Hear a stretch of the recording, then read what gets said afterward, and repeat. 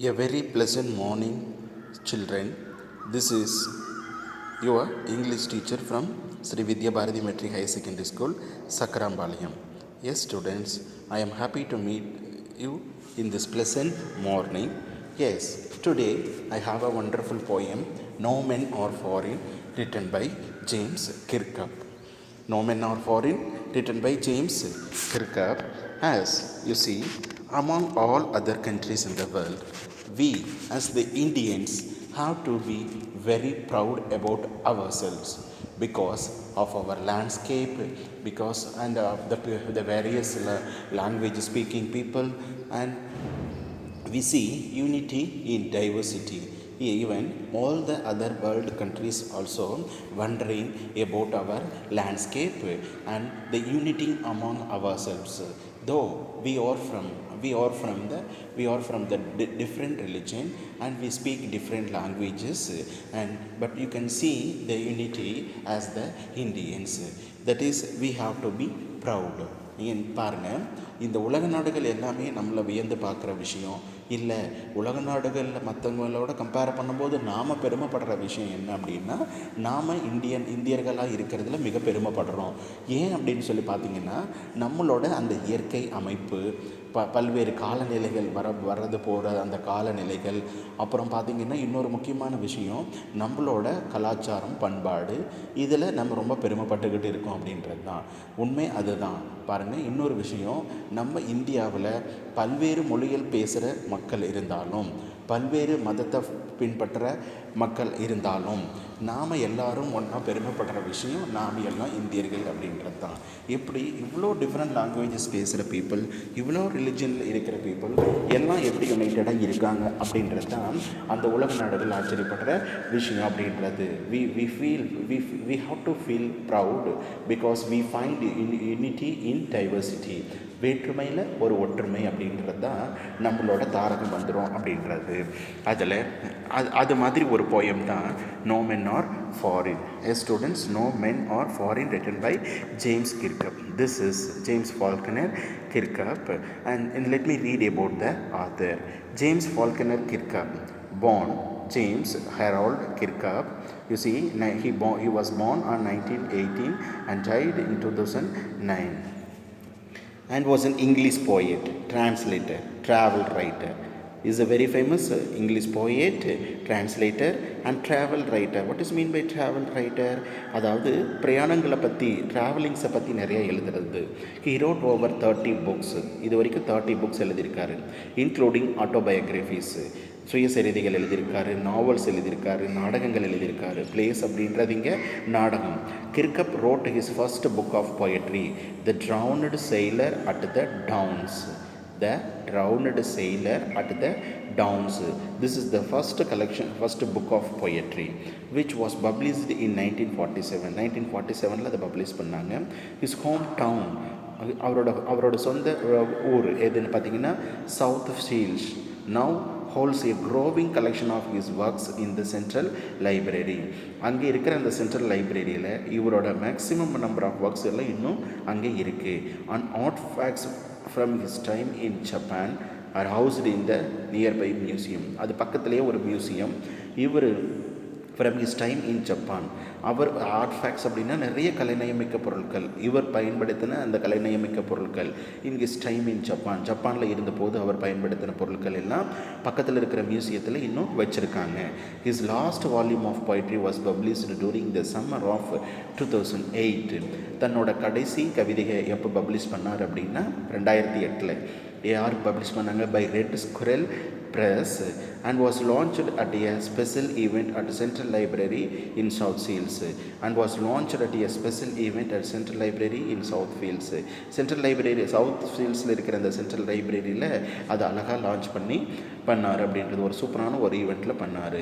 You see, he lived 90 plus years. பாருங்கள், அவ்வளோ வாழ்ந்திருக்கார் அப்படின்றது தான். About this is about the author. And let me go to the poem No Men Are Foreign. This is such a wonderful poem that speaks about the unity and how we all human beings have to be united. நாம் எப்படி நம்ம ஒற்றுமையாக இருக்கணும் அப்படின்றத அழகாக தன்னோட கவிதையில் சொல்லியிருக்காரு பாருங்க. No men are foreign, James Faulkner Kirk. This is a memory poem, Unit 6. Read on the poem to know why we must not hate our brethren because they belong to a different country or speak a different language. Why we must not hate? ஏன் நம்ம அவங்களோட பிரதர்ஸை நம்ம வெறுக்கக்கூடாது, நம்ம நேசிக்கணும் அப்படின்னா they belong to a different country or speak different language. The poet remains of that how all people are similar and part of the brotherhood of man. இந்த கவிதை எதை சொல்லுது அப்படின்னா, நாம் மனிதர்கள் எல்லாமே ஒரு பிரதர்ஸ் மாதிரி தான், நாம் எல்லாம் ஒரே இடத்துல இருந்து தான் வந்திருக்கோம் அப்படின்றத நமக்கு ஞாபகப்படுத்துகிறாரு. By the end of the poem we get to know how it is unnatural to fight against ourselves. இந்த போயமோட எண்ணில் என்ன ஒரு கருத்து அழகாக சொல்லி முடிக்கிறாருன்னா, we got to know how it is unnatural to fight against ourselves. நாம் ஒருத்தர் நம்ம ஃபைட் பண்ணிக்கிறது, இப்போது ஒரு கண்ட்ரியிலேருந்து இன்னொரு கண்ட்ரிக்கோ, ஒரு ஸ்டேட்லேருந்து இன்னொரு ஸ்டேட்டுக்கோ பீப்புள் அந்த ஹியூமன் பீயிங்ஸை சண்டை போடுறது பார்த்திங்க அப்படின்னா அது ரொம்ப எப்படி இருக்குது, திஸ் இஸ் அன்னேச்சுரல் அப்படிங்கிறாரு. பாருங்கள், இந்த உலகத்தில் மனிதன் தான் முதல்ல மனிதன் தோன்றணும் அப்படின்னு சொல்லி சொன்னால் அந்த மனிதன்லேருந்து வந்தவங்க தான் மீதி இருக்கிற எல்லாருமே அப்படின்றது தான். அப்போது நம்ம எல்லாருமே பிரதர்ஸ் மாதிரி தானே அப்படின்ற ஒப்பீனியனை போயமோட எண்டில் அவர் சொல்லி முடிக்கிறாரு. Yes students, let me read the poem and enjoy how he conveys his idea. Remember, no man or strain, no country is foreign. Beneath all uniforms, a single body breathes like ours. இப்போது அந்த சண்டை அப்படின்னு சொல்லும்போது இப்போது we must keep in your mind the background of the poem. Yes students, you imagine, you see, he mainly talks about why people fighting with each other. ஏன் மக்கள் ஒருத்தரோட ஒருத்தர் சண்டை போட்டுக்கிறாங்க அப்படின்றது. இப்போ ரீசெண்ட் டேஸில் எதை சொல்கிறோம் அப்படின்னா, ஒரு நாடு இன்னொரு நாடு, இப்போ இந்தியா சைனாவோட சண்டை போடுது, இந்தியா பாகிஸ்தானோட சண்டை போடுது அப்படின்னு சொல்கிறோம். அப்படின்னா ஏன் நம்ம ஃபைட் பண்ணுறோம்? Maybe some issue there will be some issues, நிறைய அங்கே ப்ராப்ளம்னால அவங்க ஒருத்தருக்கு ஒருத்தர் நம்ம சண்டை போடுறோம் அப்படின்றது. இவர் எதை எஸ்பெஷலி பேக்ரவுண்டாக எடுத்திருக்காரு அப்படின்னா, ஒரு சோல்ஜர்ஸ் பேக்ரவுண்டாக எடுத்திருக்காரு அப்படின்றது. ஏன் இந்த நாட்டில் இருக்கிற சோல்ஜர்ஸ் அந்த நாட்டில் இருக்கிற சோல்ஜர்ஸ் நீங்கள் ஏன் ஒருத்தருக்கு ஒருத்தர் அடிபட்டுக்கிறீங்க அப்படின்றது, அதை பற்றி தான் இந்த போயமில் ஒரு பாயிண்ட்டாக எடுத்து சொல்கிறாரு அப்படிங்கிறது. அப்போது நாம் இமேஜின் பண்ணிக்கணும் யாரை பற்றி பேசுகிறாங்க. The poet talks about the different soldiers from different country. ரெண்டு நாடுகளில் சண்டை போட்டுக்கிட்டு இருக்கிற ரெண்டு நாடுகளில் இருக்கிற அந்த சோல்ஜர்ஸை எக்ஸாம்பிளாக வச்சு தான் சொல்கிறாரு. So you must keep in your mind, that is the background of the poem. அந்த போயமோட பேக்ரவுண்ட் இது தான் பாருங்கள். Remember, no men or strain, no countries foreign. Beneath all uniforms, a single body breathes like ours. The land our brothers walk upon is earth like this, in which we all shall lie. This is the first stanza. Let me read it. Remember, all of you remember, no men or strange, no men, எந்த ஒரு மனிதனோ ஒரு ஸ்ட்ரேஞ்சான ஒரு மனிதன் கிடையாது. No one is unusual. Every man is usual. எல்லாம் ஒரே மாதிரி தான் இருக்கும், யாரும் வித்தியாசமாலாம் இல்லை. Maybe the colours and height வேணால் கொஞ்சம் டிஃப்ரெண்ட்டாக இருக்கலாம் அப்படின்றது. ஆனால் எல்லா ஹியூமன்ஸும் சேம் தான். நோ கண்ட்ரிஸ் ஃபாரின், எந்த நாடும் வித்தியாசமான நாடு கிடையாது. அப்படின்னா நோ கண்ட்ரிஸ் ஃபாரின் அப்படின்னா வெளிநாடு அயல்நாடு அப்படின்ற எதுவுமே கிடையாது, எல்லாமே நம்ம நாடு தான். எல்லாரும் நம்மளை போல தான் இருக்காங்க. You see, I remember one of the Tamil saying which was written by Kaniyan Poongundranar in a great song Purananuru, யாதும் ஊரே யாவரும் கேளீர். I remember the line which resembles the same line. No men or strain, no countries or foreign. எல்லா மக்களும் ஒரே மாதிரி தான், எல்லா நாடும் நம் நாடு தான். That is what our Tamil poet said in those times. இதுதான் நம்ம கணியன் பூங்குன்றனார் புறநானூற்று பாடல் என்ன சொல்லியிருக்காருன்னா, யாதும் ஊரே யாவரும் கேளீர் அப்படின்னு சொல்லியிருக்காரு. அதை தான் நம்ம கிறுக்கப்பவும் சொல்கிறாரு ஃபர்ஸ்ட் லைனில். Remember, no men are foreign, no countries No men or strange, no countries foreign. Beneath all uniforms, uniforms. நான் பேக்ரவுண்டுன்னு அந்த சோல்ஜர்ஸை சொன்னதுக்கு காரணம் அந்த யூனிஃபார்ம் அப்படின்ற இந்த வேர்டு வந்திருக்கு பாருங்கள். அப்போது the soldiers with different colour uniforms, அதாவது அவங்க போட்டிருக்கிற அந்த 2 நாட்டை சேர்ந்த அந்த சோல்ஜர்ஸ் போட்டிருக்கிற அந்த யூனிஃபார்ம்ஸ்க்கு உள்ள beneath all uniforms, beneath your dress, இந்த ட்ரெஸ்ஸுக்குள்ளே பார்த்தீங்கன்னா a single body breathes. Even a soldier from the China or even a soldier from the India, both have the uniforms, and beneath that uniform a single body breathes. உள்ளே இருக்கிறது ஒரு single பாடி தான், அதுதான் அந்த காற்றோட்டம் போயிட்டு இருக்குது அப்படின்றது.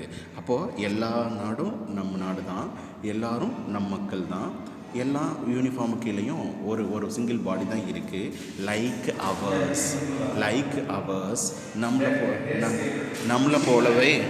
நம்மளை போலவே அவங்களும் சுவாசிச்சுட்டு இருக்காங்க அப்படின்றது. A single body breathes like hours. The land our brothers walk upon is earth like this in which we all shall lie. The land our brothers walk upon, இங்கே brothers அப்படின்னு சொல்கிறது நெய்பரிங் கண்ட்ரீஸில் இருக்கிற பீப்புள், இல்லை neighbouring ஸ்டேட்ஸில் இருக்கிற people. They all walk upon is the earth like this.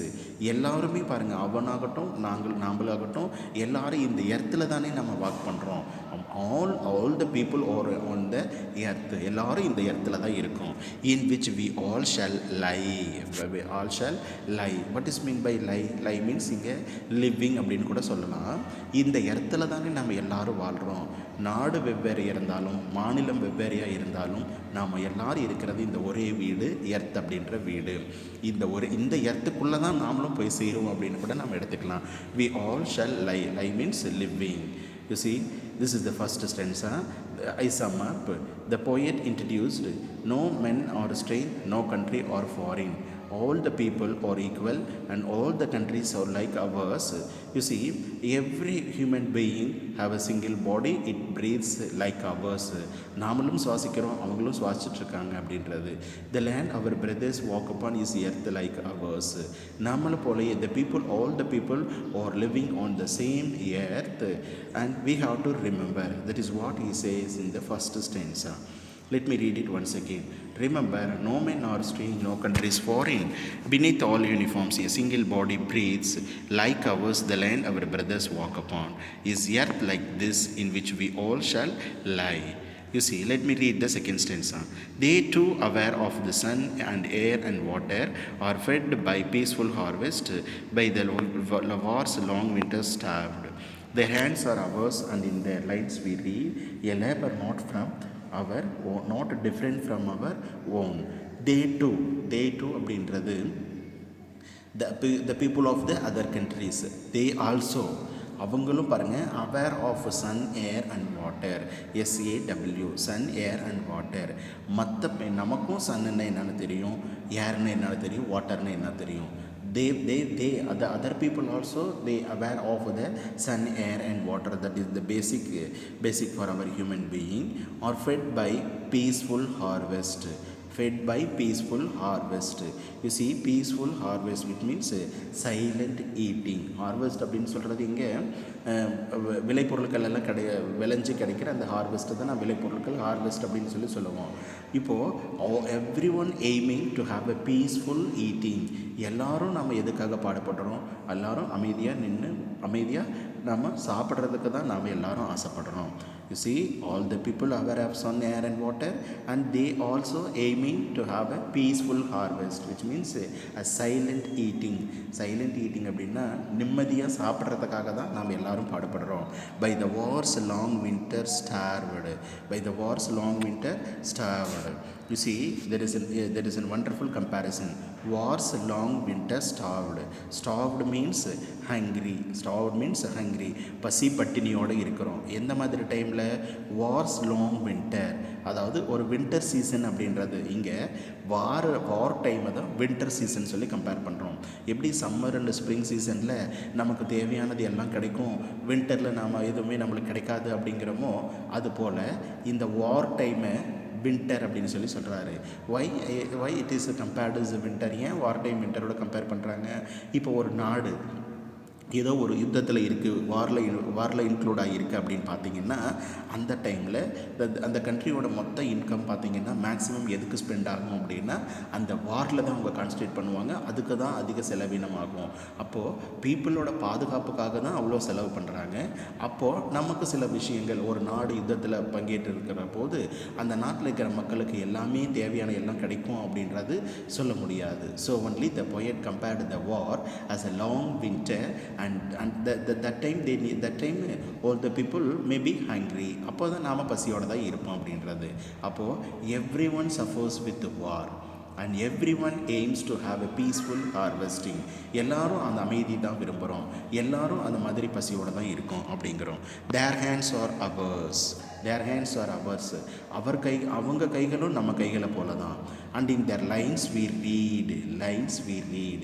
You see, this is a wonderful line. In their lines we read a labor not different from our own. Their lines means you can see the hands of those people, and that must have the lines like ours. பாருங்கள், நம்ம கைகளில் இருக்கிற lines மாதிரி தான் அவங்களுக்கும் அந்த கைகளில் lines இருக்கும் அப்படின்றது. ஆனால் இந்த இடத்துல அதாவது அவங்க எப்படி அந்த கைகளை கொடுத்து உழைக்கிறாங்களோ அந்த மாதிரி உழைப்பு தான் நாமளும் கொடுக்குறோம் அப்படின்றது. you can see the hands of the people. You see, someone's hands looks very rough because they were doing very rough work and they are working hard. Like that, all the other people in some other country, they also working hard for their bread. எல்லாரும் நம்ம அந்த உணவுக்காக தான் நம்ம போராடுறோம். அப்போது you can see their hands and you can realize the hard work what they did like ours. நம்மளை போலவே அவங்களும் அந்த ஹார்ட் ஒர்க்கை எப்படி கொடுத்துருக்காங்கன்றது you can see their hands அப்படிங்கிறாரு. a labor means hard working. we can see the hard work from their hands that is not different from our own.